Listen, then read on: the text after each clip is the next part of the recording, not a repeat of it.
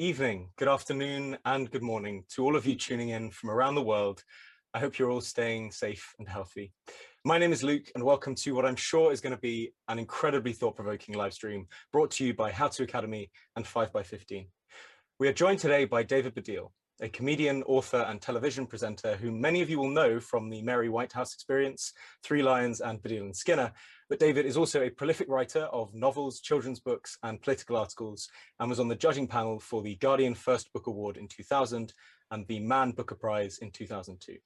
He is a patron of Humanists UK, and his new book, Jews Don't Count, is out now. David will be joined in conversation today by Bari Weiss. Bari was a staff writer and editor for both the New York Times and Wall Street Journal, and has also worked at Tablet, the online magazine of Jewish politics and culture. In 2018, she won the Reason Foundation's Bastiat Prize, and her book, How to Fight Anti-Semitism, is also out now. After a 45-minute conversation, David will take questions from you, the audience, so please type any you have in the little Q&A function that should be at the bottom of your screen. Well, that's more than enough from me, so without further ado, it is my absolute pleasure to welcome David Baddiel and Bari Weiss. Bari, over to you. Thank you so much, and pleasure to be here with all of you. We're here to talk about this book, which among many of its virtues can be read in only a few hours. So if you haven't bought it yet, I highly recommend it.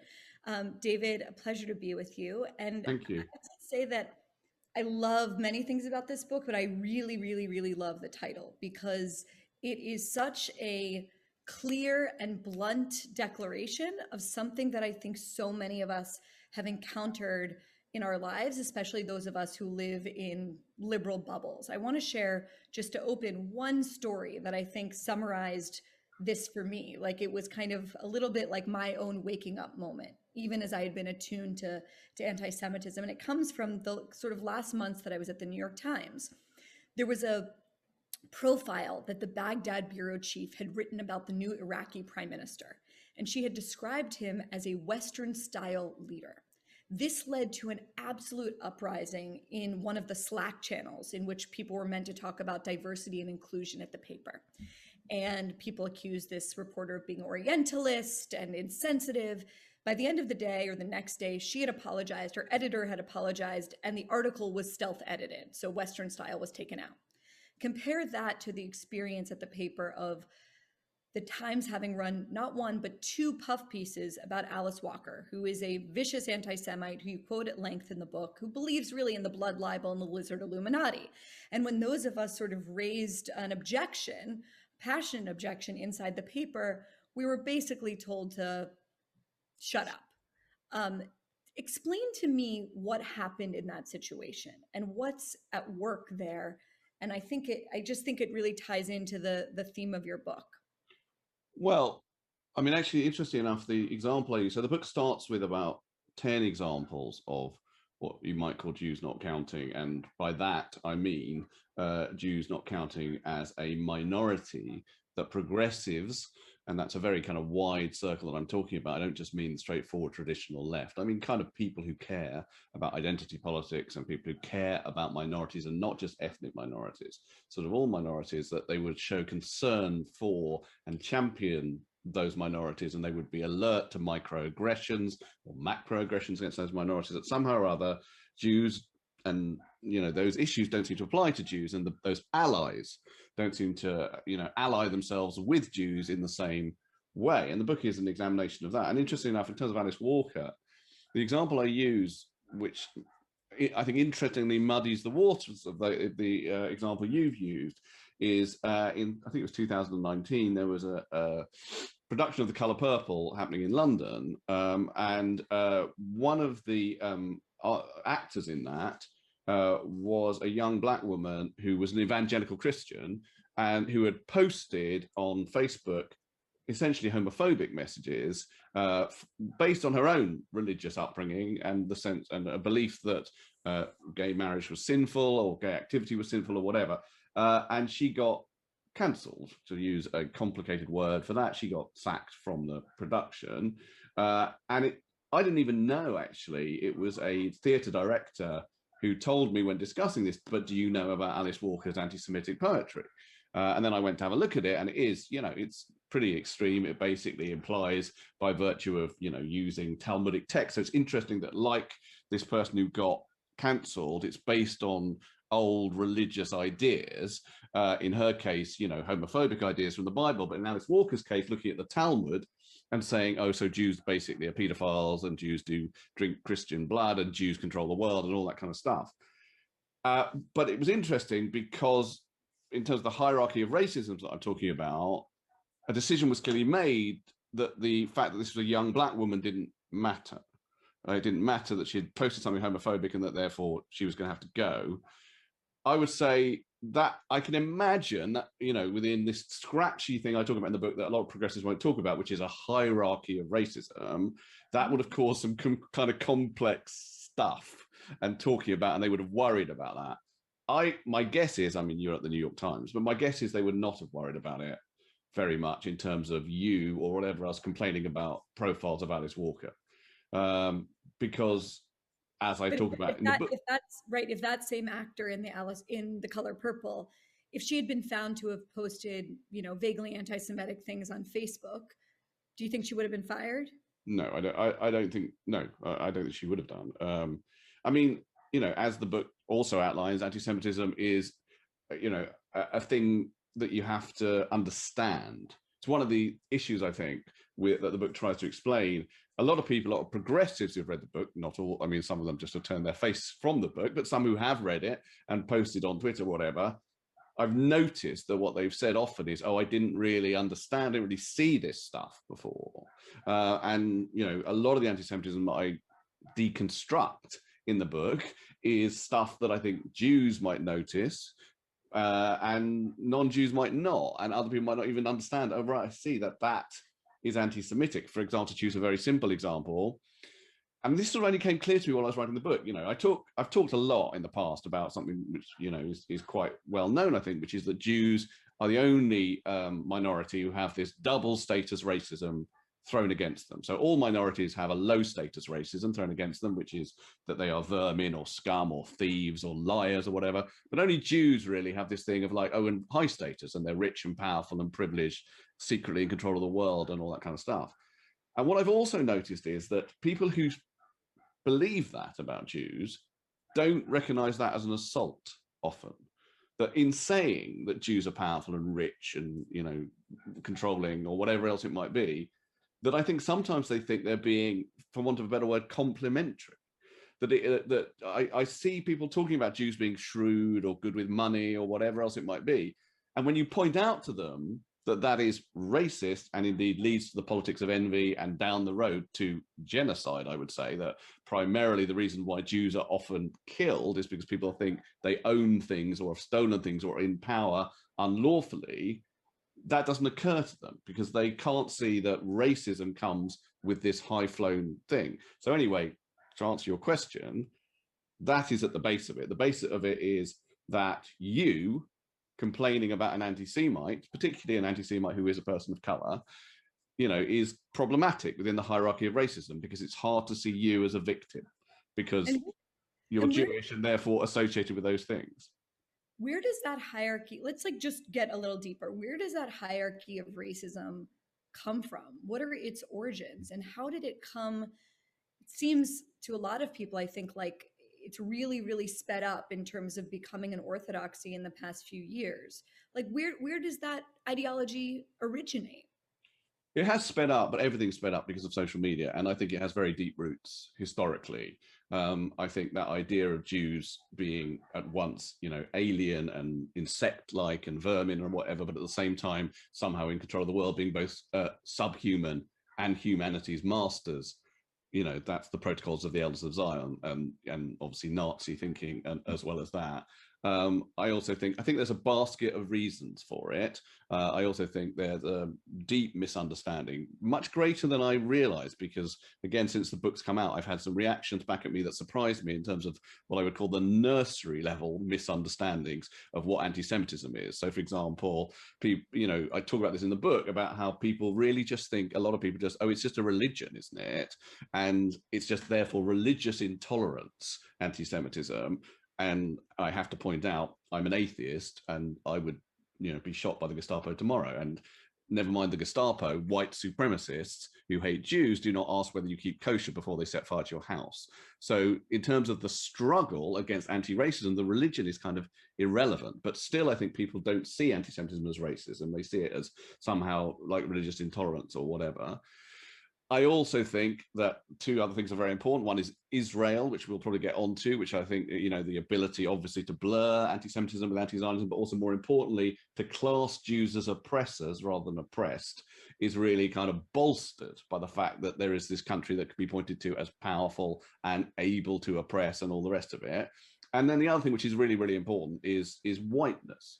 And I use this concept in the book, you know, because Jews are, but remember, I'm not talking just about ethnic minorities. And at one point, I sort of compare Jews to gays. And I say that, you know, that people say of Jews, well, they can pass.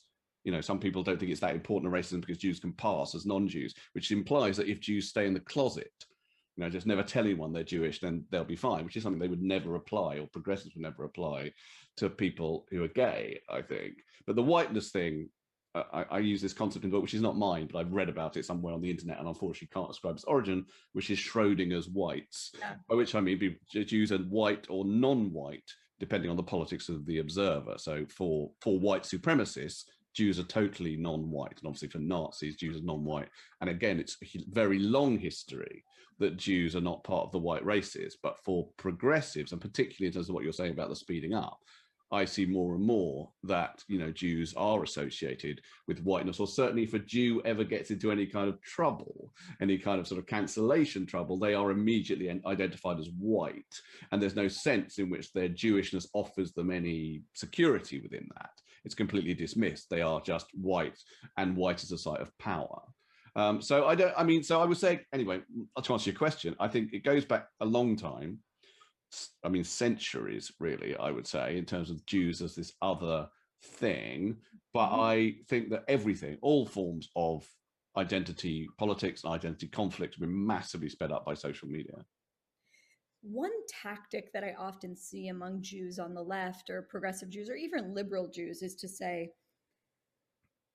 we're just like to almost negotiate with this ideology, to say, recognize our victimhood. Look at the numbers, look at the statistics of hate crimes, look at our lived history. I mean, within living memory, you know, lots of us are coming from families that were decimated by anti-Semitism, by the most evil Jew hate in history. And it's almost like, strikes me as very tragic, this kind of strategy, because it's basically saying, recognize our humanity, see us as victims, rather than saying, in response to this hierarchy of racisms, the hierarchy itself is rotten, and we want to sort of flip the table on that hierarchy to begin with. Rather than negotiating for our rightful slot, we're simply going to say, no, we don't believe in that slotting system at all. I wondered if you could respond to that and tell us where you fall in that question. Yeah, well, I mean, I'm not exactly going to tell you that. Oh, no, I'm not going to tell you. I don't mind talking about it. But I would say that the book is a polemic, and it models things to be a polemic. So one of the things it models is identity politics, and it doesn't ascribe necessarily a straightforward value judgment to that as a system of thinking. So it really, to some extent, the book says this is identity politics. So, and here are some of its facets. So, for example, one of the facets of identity politics is an article of faith that says if a person who just, has racism affect them, a victim of racism, has that happen to them, they are allowed to define what is and isn't racist. And you, as a person who is not part of that minority, are not able to tell them what is and isn't racist unless you're Jewish. Basically non-Jews are still very, very happy to tell Jews whether or not the thing that has been said to them is or isn't anti-Semitic. And in that model, I'm not really trying to make a judgment about whether the article of faith, i.e. that, you're not allowed to tell a person who is part of a minority what is and isn't racist, or what is and isn't disableist, or what is and isn't homophobic. I'm not really making a judgment about whether or not that is something which I completely agree with.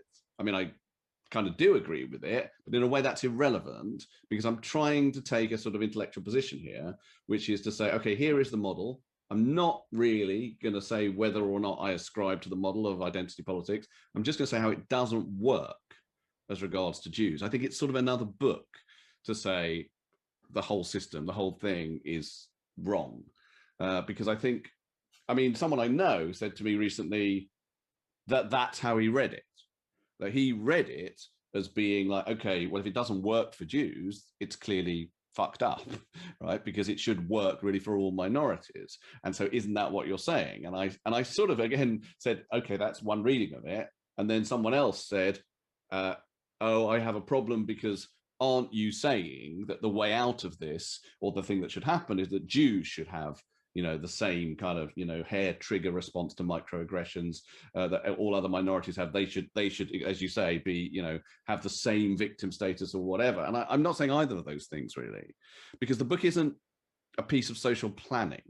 It's an analysis. It's not a way for me. It's not a way forward. Whatever. It's like, okay, I'm interested in how we've got to this stage, and this is it.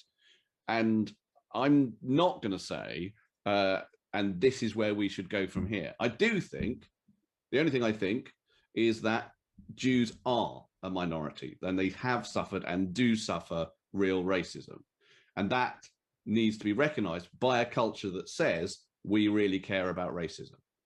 Beyond that, I don't necessarily have a sort of, you know, legislative how things should change as a result of my analysis. Does that answer your question? No, well, let's push on one example. So you talk a lot about the issue of casting, right? And how when, for example, and I remember this because the character was meant to be based in Pittsburgh, where I'm from, Scarlett Johansson got cast as I think a trans man, and had to resign the position, and I'm sure do some kind of public struggle session. And in the meantime, you have all of these Jewish characters, probably the most prominent of which that you talk about was Mrs. Maisel, being played by Rachel Brosnahan, who's not Jewish.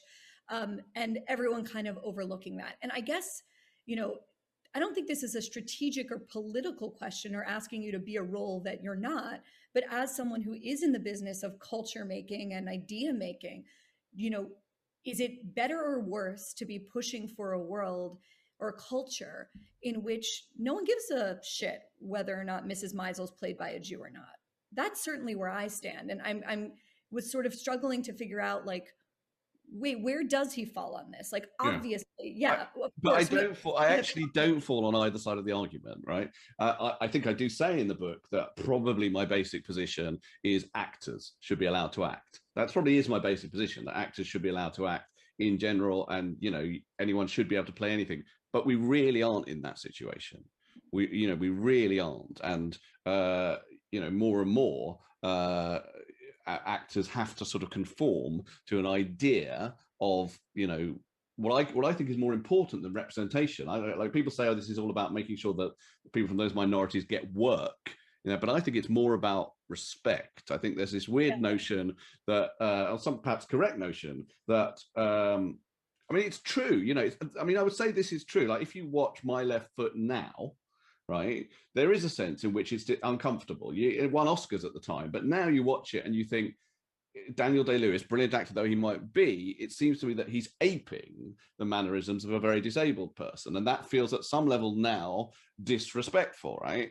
And that's the premise, that's the intellectual premise, and I think it has value, certainly as an intellectual premise, right? But the question then is, that, and I particularly noticed this in terms of the way that non-Jews play Jews, which tends to be very shrugging and nebbishy and self-deprecating and slightly cliched, and I call it Jew face in the book, that is just not applied at all to non-Jews playing Jews.